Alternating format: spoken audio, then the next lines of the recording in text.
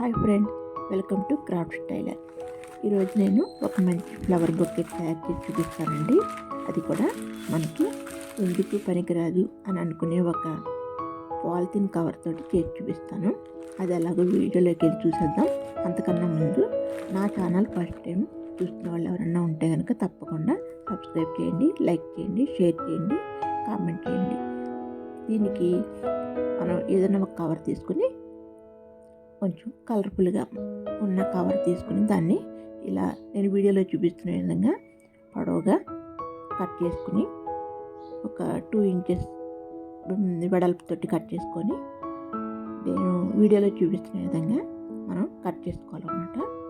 ఇదేంటంటే ఒక ఫ్లవర్కి పెటల్స్ అనేది ఎలా తయారు చేయాలో, ఎలా కట్ చేయాలో చూపిస్తున్నాను. ఇలా కట్ చేసుకుని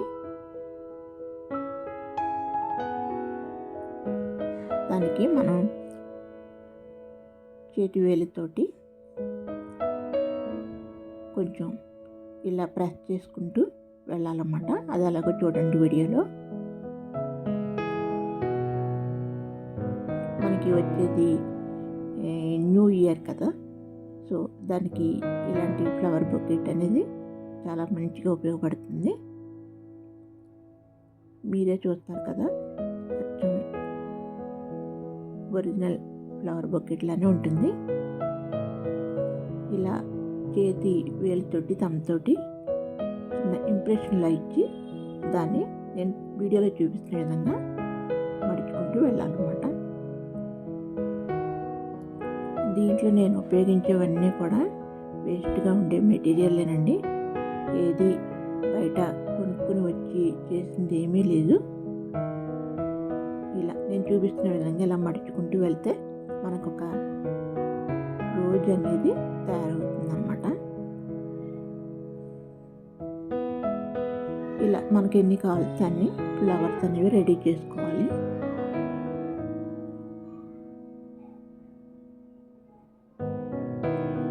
పెద్దగా చిన్నగా మనకి ఎన్ని కావాలితే అన్నీ రెడీ చేసుకోవాలి. ఇలా మనం ఫోల్డ్ చేసుకుంటూ వెళ్తే ఒక ఫ్లవర్ షేప్ అనేది వస్తుందన్నమాట. దీన్ని థ్రెడ్ తోటి ఒక నాట్లా వేసుకోవాలి. ఇలా మన చేతితోటి షేప్ అది చేసుకోవాలి. ఒక నాట్ వేసేసుకుంటే కదలకుండా ఉంటుంది.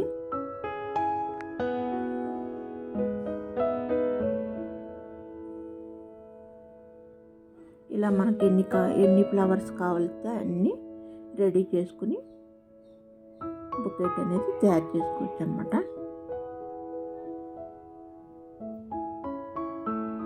ఈ ఫ్లవర్ బొకెట్ అనేది మనం షోకేస్లో పెట్టుకోవచ్చు. ఇలా మనకి ఏ రంగు నచ్చితే ఆ కలర్ తోటి మనం ఫ్లవర్ బొకెట్ అనేది తయారు చేసుకోవచ్చు. నేను ఈ కలర్ తీసుకున్నాను. ఇలా వస్తాయి అన్నమాట. ఒకటి చిన్నగా, ఒకటి పెద్దగా అలా. ఇక్కడ చూడండి, నేను చేసినవి కొన్ని పెడుతున్నాను.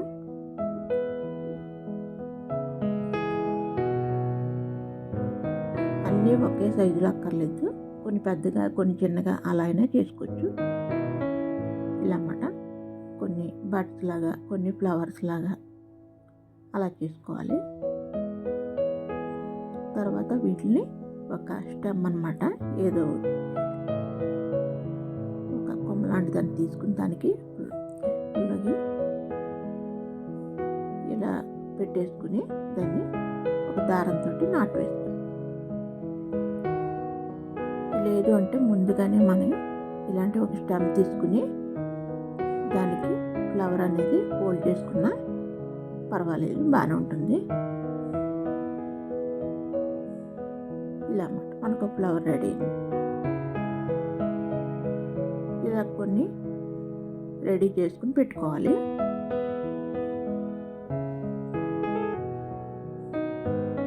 వీటిని ఒక బొకెట్లో అమర్చినట్లుగా చేసుకోవాలన్నమాట.